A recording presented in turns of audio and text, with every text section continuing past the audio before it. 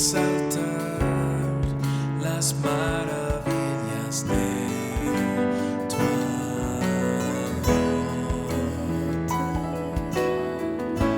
Consuelo, refugio, torre de fuerza y poder, todo mi ser, lo que yo soy, nunca cesé de adorar. Canta al Señor toda la creación, honra y poder, majestad sea Rey. Montes caerán y el mar rugirá al sonar de su nombre. Canto con gozo al mirar tu poder, por siempre yo te amaré y diré incomparables promesas me das, Señor.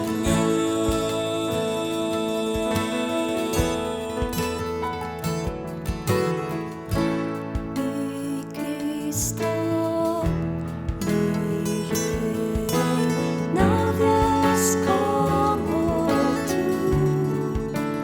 Toda mi vida quiero exaltar las maravillas de tu amor. Consuelo,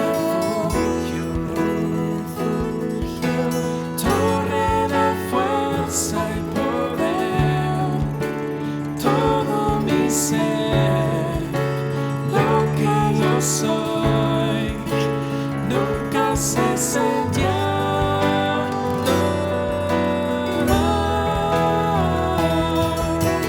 Canta al Señor toda la creación, honra y poder, majestad sea Rey. Montes caerán y el mar rugirá al sonar de su nombre. Canto con gozo al mirar tu poder, por siempre yo te amaré y diré incomparables promesas me das, Señor. Incomparables promesas me das, incomparables promesas me das, Señor.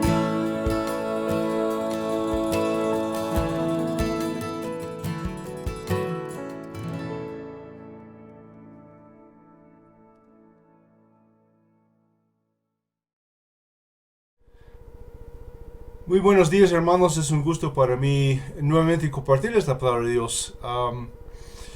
Hoy día vamos a seguir viendo en Marcos 12 el siguiente pasaje, pero vamos a orar antes de seguir con el pasaje. Señor, te damos gracias por este tiempo juntos, Señor. Gracias por el privilegio que tenemos de estar juntos en tu presencia para aprender más de tu palabra.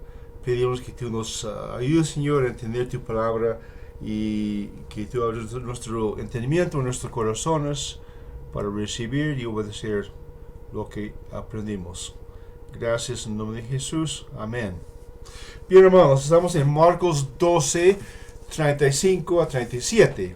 Marcos 12, 35 a 37. Y así dice este pasaje breve. Mientras estaba enseñando en el templo, Jesús respondiendo decía: ¿Cómo es que dicen los escribas que el Cristo es el Hijo de David? David mismo dijo mediante el Espíritu Santo: Dijo el Señor a mi Señor: siéntate a mi diestra hasta que ponga a tus enemigos debajo de tus pies. David mismo le llama Señor ¿cómo es pues su hijo? Y la gran multitud lo escuchaba con gusto. Ahora, todavía es el día martes de la semana de la pasión del Señor, la última semana antes de morir. Y Jesús se dirige a la cruz para morir por su pueblo. En este pasaje encuentra a Jesús todavía en el templo enseñando la palabra de Dios. Los escribas, los fariseos y los saduceos todavía buscan una manera de desacreditar a Jesús ante los ojos del pueblo y del gobierno romano.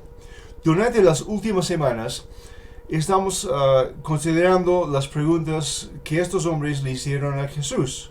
Sus preguntas estaban diseñadas para atrapar a Jesús y hacer que perdiera su influencia sobre la gente. Independientemente de la naturaleza de sus preguntas, Jesús las manejó todas bien. Dejó a sus enemigos sin municiones que pudieran usar contra él. En este texto el Señor le da la vuelta a sus atacantes. Cuando ve que ellos comienzan a retirarse, Jesús ataca. Ahora, Él tiene una pregunta para ellos. Queremos considerar la pregunta que el Señor hizo a los escribas y fariseos. Esta pregunta llega al corazón de lo que creen sobre la identidad de Jesucristo. Cómo responden a esta pregunta determinará su destino futuro. Vamos a considerar hoy una cuestión de identidad. Esta pregunta planteada por el Señor Jesús hace tantos años tiene mucho que decirnos hoy. Esta pregunta y sus consecuencias la hacen de suma importancia. Quiero compartir algunos pensamientos que surgen de estos versículos.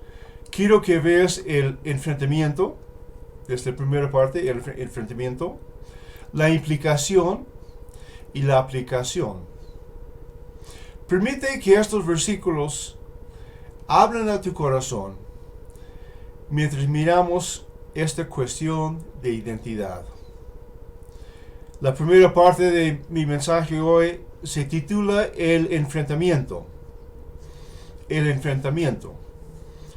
Jesús había contrarrestado todos los ataques que sus enemigos habían usado contra él. Respondió a su pregunta sobre el pago de tributos al César en Marcos 12, versículos 13 a 17. Marcos 12, 13 a 17. Respondió a su pregunta sobre la resurrección y la naturaleza de la vida en el cielo en Marcos 12, 18 a 27. Marcos 12, 18 a 27. Y él respondió a su pregunta sobre cuál mandamiento de la ley era el mayor de todos en Marcos 12, 28 a 34. Marcos 12, 28 a 34. Cada vez que le hicieron preguntas a Jesús, estaban diseñadas para hacerlo parecer tonto a los ojos de la gente. Cada pregunta que hicieron fue un intento de probar su ignorancia de la palabra de Dios. Estaban haciendo todo lo posible para desenmascarar a Jesús y demostrar que él era un impostor. O al menos hacerle perder popularidad con la gente. Después de que Jesús respondió a todas sus preguntas y los avergonzó en frente de la gente, Jesús ahora tenía una pregunta propia que quería que ellos le respondieran. Esta pregunta fue diseñada para enfocar la atención de los escribas y los fariseos en la persona del Mesías. Cuando Jesús respondió al escriba que le hizo la pregunta sobre el mayor de los mandamientos de la ley, Jesús felicitó al hombre por su comprensión. Y Jesús le dijo: no estás lejos del reino de Dios. Cuando Jesús hizo esta declaración, todos los escribas y fariseos de la multitud de ese día debieron haber pensado para sí mismos: esperen un momento, yo creo todo lo que dijo ese tipo. Creo que el amor a Dios y al prójimo es la mayor demostración de fe y obediencia posible. ¿Qué más podría yo necesitar para ser salvo? La pregunta de nuestro Señor estaba diseñada para abordar precisamente esa preocupación. Consideremos la pregunta del Señor por un momento.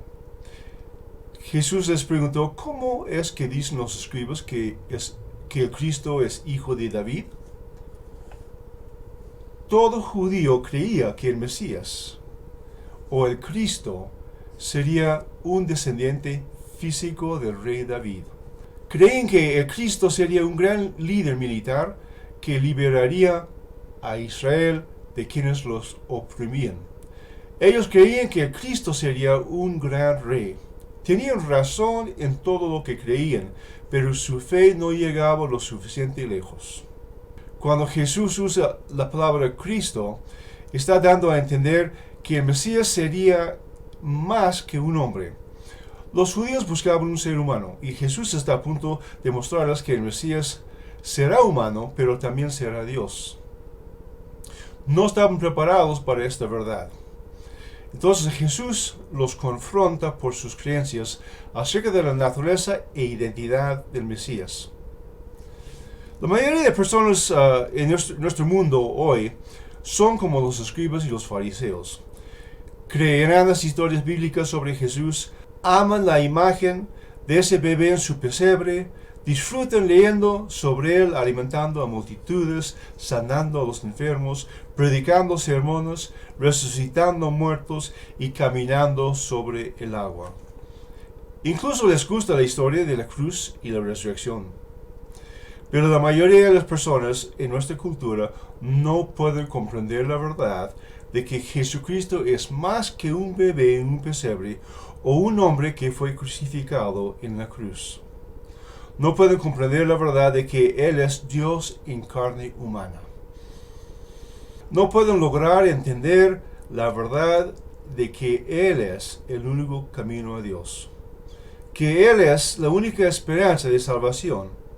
La gente llegará hasta cierto punto, pero no llegará lo suficientemente lejos. Al menos que Dios les abra los ojos. Hermanos, ¿estamos haciendo lo suficiente para alcanzar a los familiares, amigos y vecinos con el Evangelio? Algunos de nosotros nos hemos acostumbrado con la situación de ellos. Les hemos hablado, les hemos testificado, pero no han cambiado. Hemos estado orando, intercediendo por ellos, pero quizás ahora ha entrado un poco de sueño. Y quizás hasta ya nos hemos vuelto insensibles a la realidad eterna que les espera a nuestros familiares, amigos y vecinos no creyentes si no se arrepienten. Y aparte de seguir hablándoles del Señor, tenemos que interceder por ellos contra el diablo que les ha cegado el entendimiento, como dice 2 Corintios 4:4. 2 Corintios 4:4. Y pedir que Dios se revele a ellos. Ir no lo suficientemente lejos es un lugar peligroso cuando se trata de tu relación con Jesucristo. Como ese escriba, algunas personas escuchándome hoy no están muy lejos del reino de Dios. No muy lejos está todavía afuera. No muy lejos todavía significa que estás perdido. No muy lejos significa que si te quedas así, irás al infierno cuando mueras. No muy lejos no es lo suficientemente cerca. Y no es el lugar donde debes quedarte. Tienes que venir a Jesucristo y pedirle que te salve. Él es el único camino a Dios. En Juan 14:6, Jesús declara: Yo soy el camino, la verdad y la vida. Nadie viene al Padre sino por mí. Me gusta leer este versículo de esta forma. Jesús declara: Yo soy el camino, yo soy la verdad y yo soy la vida. Nadie viene al Padre sino por mí. Jesús es el camino, Jesús es la verdad y Él es la vida eterna. Jesús es la única esperanza de salvación.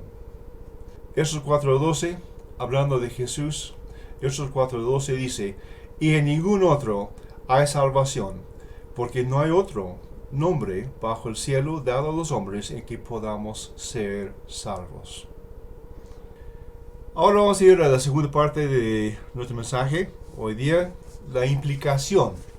La implicación, y se basa en Marcos 12, versículos 35 y 36. Marcos 12, 35 y 36, que es nuestro texto principal de hoy. Jesús, cuando confronta a estos hombres, les pregunta sobre el Salmo 110:1, que dice así: el Señor dijo a mi Señor, siéntate a mi diestra hasta que ponga tus enemigos como estrado de tus pies. Todos los judíos reconocieron que ese versículo era una referencia a la venida del Mesías. Jesús señala que una lectura cuidadosa de este versículo revela la verdad de que el Mesías será más que un hombre. El primer Señor en el Salmo 110:1 es la palabra hebrea Yahweh o Jehová. El segundo Señor en este versículo es la palabra hebrea Adonai. La idea de este versículo es esta. David escribe, el Señor Yahweh dijo a mi Señor Adonai. En otras palabras, David se dirige al Mesías como su Señor. La implicación es clara. El Mesías debe ser un hombre, pero es más que un hombre, Él también es Dios. Jesús está declarando muy claramente la deidad del Mesías, o sea, de su propia deidad. Cuando David, hablando bajo la inspiración del Espíritu Santo, dijo, siéntate a mi diestra hasta que ponga tus enemigos como estrado de tus pies, estaba poniendo al Mesías en una posición de autoridad que era igual al Dios Todopoderoso. La palabra siéntate en este versículo habla de una sesión continua. Dios elevará al Mesías a un lugar de igual exaltación que Él mismo, como nos declara Filipenses 2:9-11. Filipenses 2:9-11. Una posición que era suya desde la eternidad. El Mesías tenía que ser Dios para estar en una posición de absoluta igualdad con Dios, en su honor, su poder y su gloria. La clara implicación de esto se puede ver en lo que Jesús dijo a continuación. David, por tanto, le llama Señor. ¿Cómo es pues su hijo? En la sociedad judía, un padre nunca llamaría Señor a su hijo. Un padre nunca le rindió ese tipo de honor a un niño. Los niños eran considerados propiedad y nunca superiores a sus padres. Sin embargo, David mira a este que será su hijo y David lo llama Señor. Esta es una declaración de que el Mesías iba a ser más que un hombre. Será Dios y hombre. Será Dios y hombre. Cuando los judíos oyeron esto, se quedaron estupefactos. No tuvieron respuesta. Este carpintero ignorante los había avergonzado en la misma área donde se suponía que ellos eran expertos. Jesús había explicado las Escrituras de una manera tan precisa y clara que no podían refutarlo.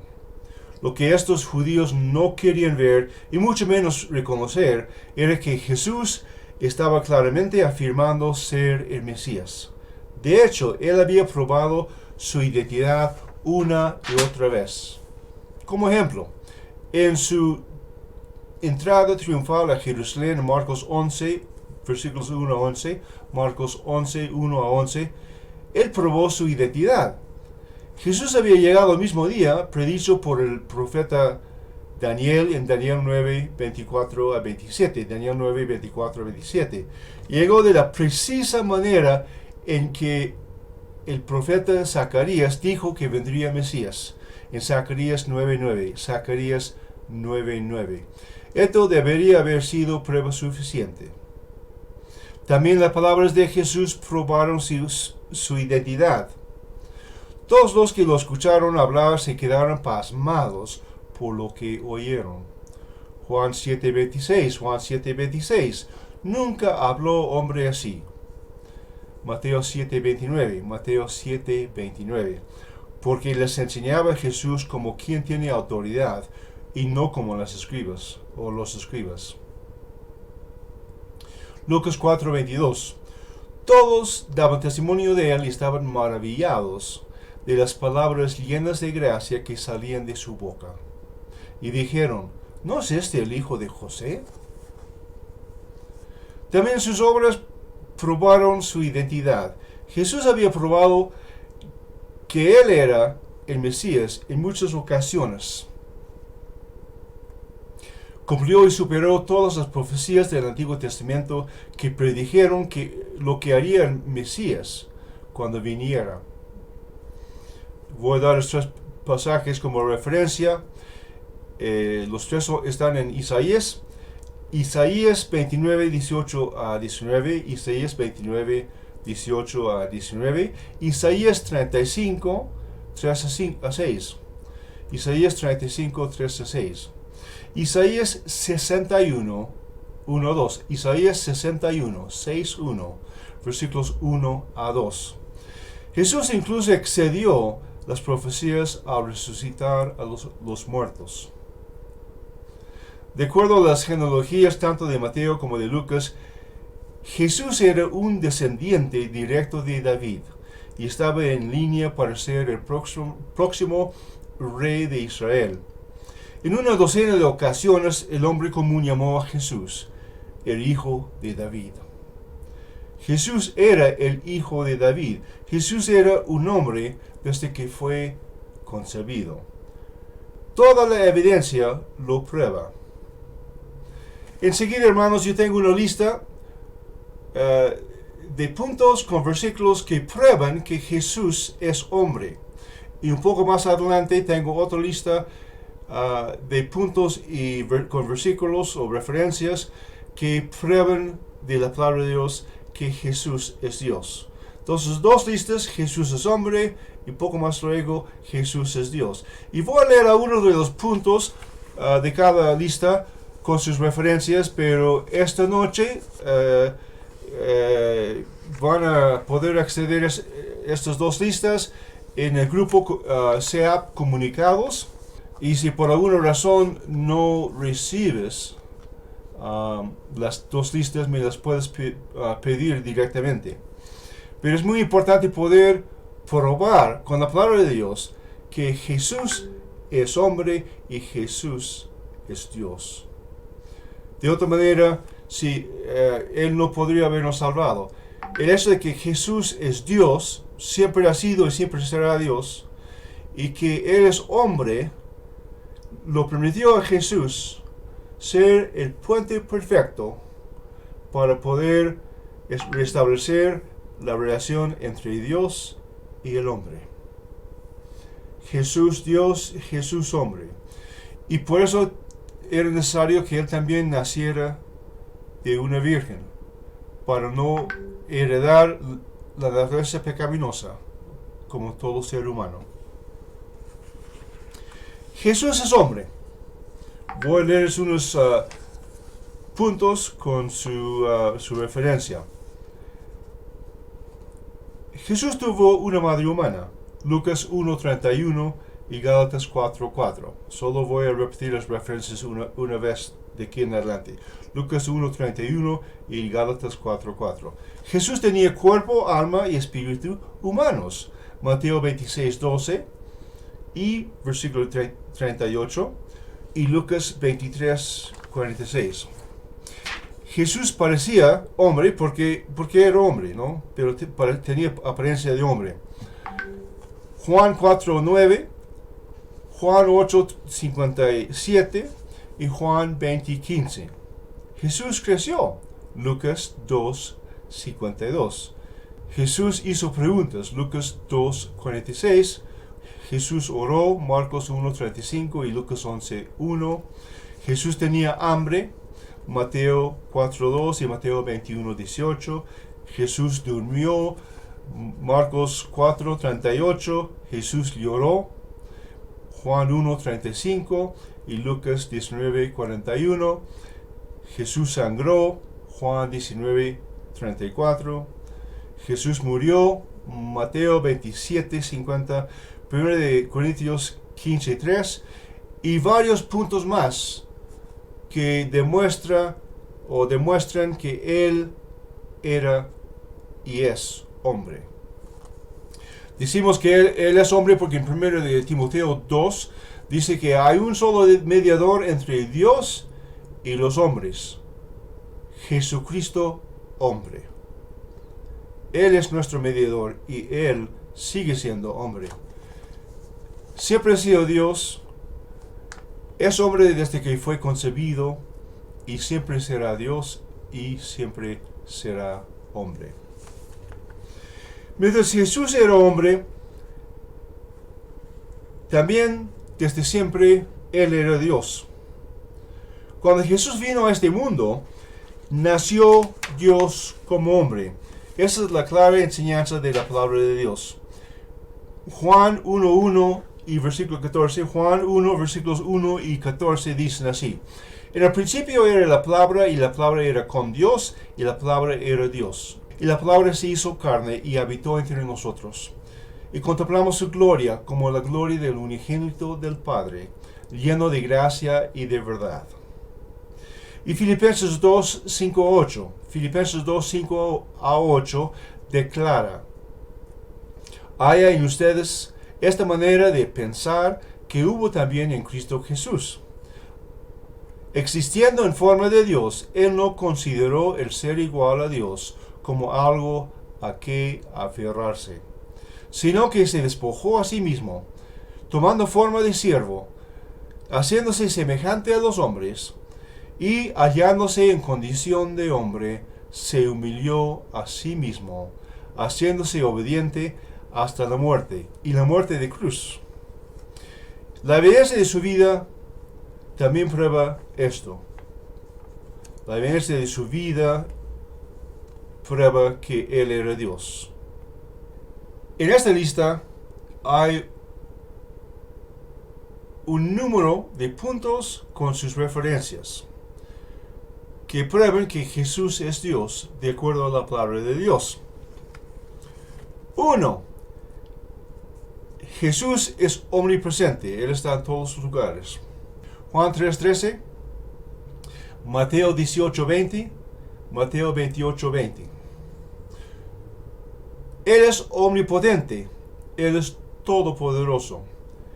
Mateo 28:18, Hebreos 1:3. Él es omnipotente o todopoderoso sobre la enfermedad, sobre Satanás, sobre demonios, sobre los hombres, sobre la naturaleza, sobre el pecado, sobre las tradiciones, sobre el templo, sobre la muerte misma, sobre la muerte física y la muerte espiritual. Tercero, Él es omnisciente. Él conocía la veleidad o la mutabilidad de las multitudes. Y eso se ve en Juan 2, 23 a 25, Mateo 9, 3 a 4, Mateo 12, 24. Mateo 12, 25. Jesús conocía también el problema de sus discípulos, sabía el paradero de Natanael, conocía la historia de la mujer samaritana, y él conocía la maldad de los escribas y fariseos. Jesús recibe adoración. Mateo 4:10. Y después tengo para cada punto aquí que sigue textos, referencias, pero no los voy a leer ahora. Pero recibe adoración de los ángeles en Hebreos, de los reyes magos en Mateo, de una madre desconsolada, del maníaco o endemoniado de Gadara, del ciego de nacimiento, de Tomás, de las mujeres en la tumba vacía, de sus discípulos. Luego, quinto punto principal es que Él perdona el pecado. Marcos 2:5 y Juan 8, 24. Y más abajo, Él es eterno, Tito 2:13. Y el último punto es que Él es el juez final, Mateo 25, 31 a 32 y Hechos 17, 31. He saltado unos puntos, pero como dije esta noche, si no, mañana lunes en la mañana van a poder ver todos los puntos con sus referencias sobre Jesús es hombre y también todos los puntos y sus referencias bíblicas sobre Jesús es Dios. El Señor Jesús demostró quién Él es. Cumplió todas las profecías relacionadas a la venida del Mesías, todas las profecías mesiánicas del Antiguo Testamento. Predicó el Evangelio del Reino de Dios. Él era claramente quien decía ser. Sin embargo, los judíos se negaron a aceptarlo. Se negaron a reconocerlo como su Mesías. Juan 1:11 dice, a lo suyo vino, pero los suyos no lo recibieron. Y Juan 19:15 dice, pero los judíos gritaron diciendo, fuera, fuera, crucifíquenlo. El resultado de este rechazo final de Israel fue su juicio como nación. Se negaron a recibir al Mesías de Dios y Dios los rechazó. Israel fue entregado al Imperio Romano, el gobierno pagano que Dios usó para castigarlos. Ahora, hermanos, nos toca ver la tercera y última parte de nuestro mensaje hoy, y se basa en el último versículo de nuestro pasaje, Marcos 12:37. La aplicación, Marcos 12:37, la aplicación. Se nos dice en el versículo 37 que la multitud, la gran multitud, lo escuchaba con gusto. Lo que más les alegró fue el hecho de que Jesús puso a los escribas y los fariseos en su lugar. Eran pomposos y arrogantes, pero Jesús les cerró la boca. A la gente común le encantó eso, pero realmente no amaban a Jesús. Antes de que terminara la semana, estas mismas personas seguirían los pasos de sus líderes y también lo rechazarían a Jesús como su Mesías. Como nos detalla en Marcos 15, versículos 6 a 15. Marcos 15, versículos 6 a 15. Israel tenía toda la evidencia que necesitaba para creer en Jesús. Ellos tenían las profecías del Antiguo Testamento, que todas las que él había cumplido al pie de la letra. Ellos tenían la prueba de los registros del templo, de que Jesús era descendiente del rey David. Por supuesto, lo habían comprobado por ellos, por sí mismos. Y tenían la evidencia de tantas vidas cambiadas y sanadas a su alrededor durante el ministerio de Jesús. Había personas que habían estado enfermas, que ahora estaban bien. Había personas ciegas que ahora podían ver. Había sordos que ahora podían oír. Había personas endemoniadas que ahora estaban libres. Y lo más sorprendente de todo, había algunos caminando que habían estado muertos. Juan 20:30-31. Juan 20:30-31 nos declara, por cierto, Jesús hizo muchas otras señales en presencia de sus discípulos, las cuales no están escritas en este libro. Pero estas cosas han sido escritas para que ustedes crean que Jesús es el Cristo, el Hijo de Dios, y para que creyendo tengan vida en su nombre. Y esto es para que creyendo tengan vida eterna en su nombre. Esa palabra vida es la palabra Zoe, que significa vida eterna. Los judíos religiosos ignoraron toda esa evidencia porque Jesús no era como ellos imaginaban que sería el Mesías. Esperaban a alguien como ellos. Esperaban a un hombre religioso y moralista que pensaría y actuaría como ellos. Buscaban a un militar que vendría y los libraría de la esclavitud del Imperio Romano. Cuando Jesús apareció, Él llegó a ser ninguna de estas cosas y lo rechazaron. Pero por ese rechazo pagaron un precio terrible. Ahora considera esto. Nosotros tenemos mucha más evidencia de que ellos tenían.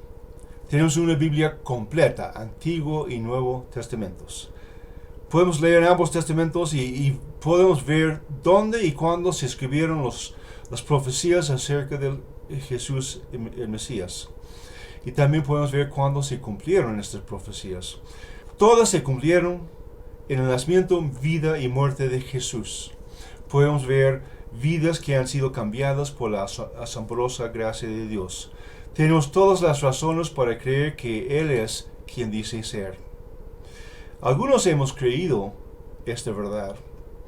Como resultado, hemos sido salvados por la gracia de Dios, como dice en Efesios 2, 8 a 9. Efesios 2, 8 a 9.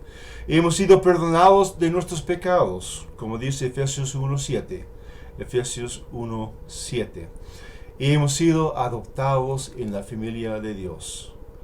Romanos 8:15. Romanos 8:15. Hemos sido cambiados por el poder de Dios. Según de Corintios 5:17. Según de Corintios 5:17. Y estamos en camino a nuestro lugar en el cielo. Juan 14:1 a 3. Juan 14:1 a 3. Otros aún no creen toda la evidencia y continúan en sus pecados y en su incredulidad. Estas personas eventualmente enfrentarán las consecuencias de su negativa a reconocer a Jesús como su Salvador y Señor. Un día, si continúan en esa condición, al morir se presentarán ante Jesús y se inclinarán ante Él. Filipenses 2, 10 a 11 dice: para que en el nombre de Jesús se doble toda rodilla de los que están en los cielos, en la tierra y debajo de la tierra, y toda la lengua confiese para la gloria de Dios Padre que Jesucristo es Señor. No recibirán la salvación eterna, recibirán condenación eterna, como puedes leer en Apocalipsis 20, versículos 11 a 15, Apocalipsis 20, versículos 11 a 15, y Mateo 7, 21 a 23. Mateo 7, 21 a 23. Amigos y hermanos, esta es la pregunta a la que se enfrentan hoy. ¿Qué has hecho con Jesús? Como he dicho otras veces, lo que hagas con Jesús en esta vida determinará lo que Jesús hará contigo en la otra vida. Si nunca has confiado en Jesús para tu salvación, te invito a venir a Él hoy día para que puedas ser salvo. Has visto vidas cambiadas por el poder de Dios y la palabra de Dios. Has visto de repente en tu vida cómo el Señor te ha cuidado. Has visto milagros de sanidad, posiblemente. ¿Qué te impide que te acerques al Señor y te arrepientes y entregues tu vida a Él? Si quieres tomar este paso, y hazlo donde estés. Si necesitas ayuda, pide a un creyente o a una creyente en quien tienes confianza. Mi esposa y yo estamos dispuestos, estoy seguro que también el pastor Pedro y otros líderes de la iglesia están dispuestos a ayudarte.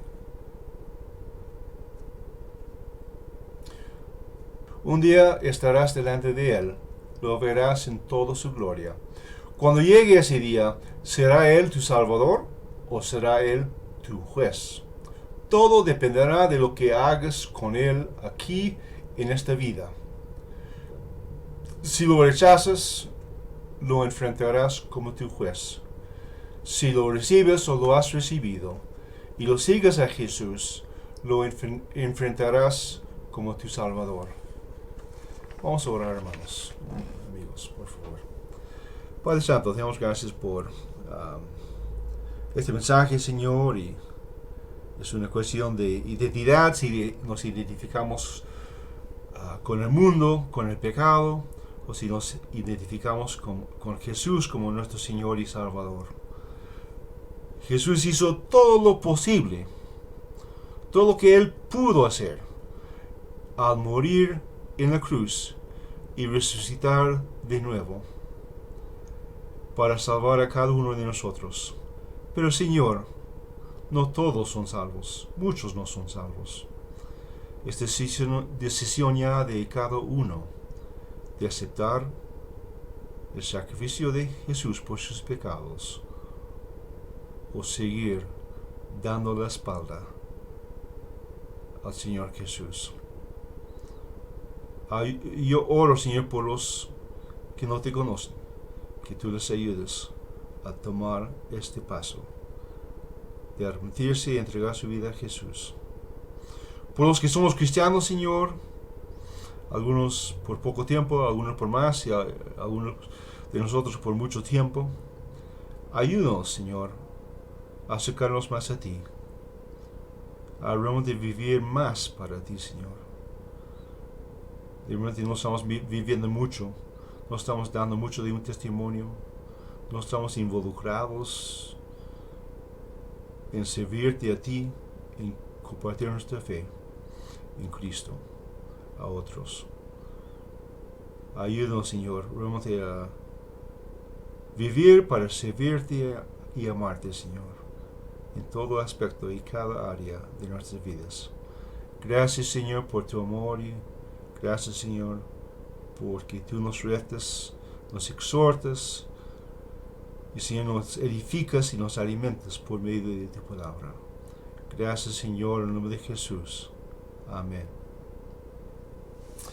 Bien, hermanos y hermanas, Dios les bendiga. Es un gusto poder haber compartido este mensaje con ustedes. Que tengan una buena semana y por cualquier cosa pueden contactarnos al Pastor Pedro o también a mi persona. Y ya, nos vemos el próximo domingo. Gracias.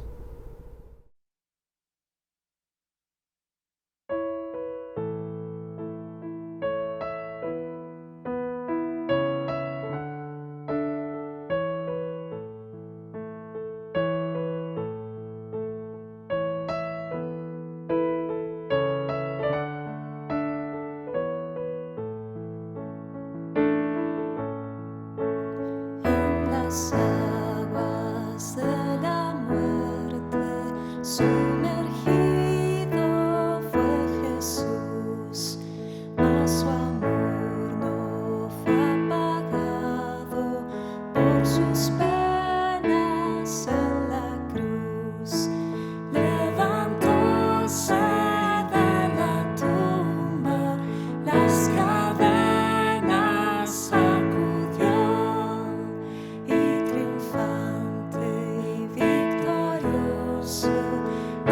Cielos él subió.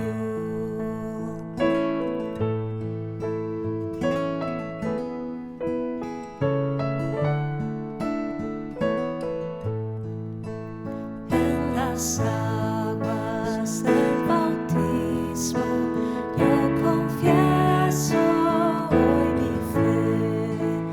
Jesucristo me ha salvado y por Cristo viviré.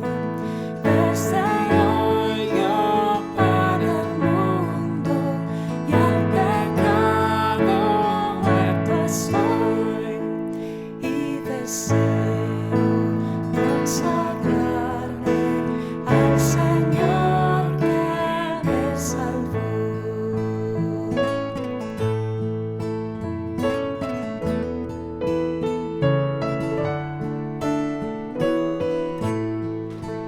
Yo que estoy crucificado, ¿cómo más podré pecar? Yo que estoy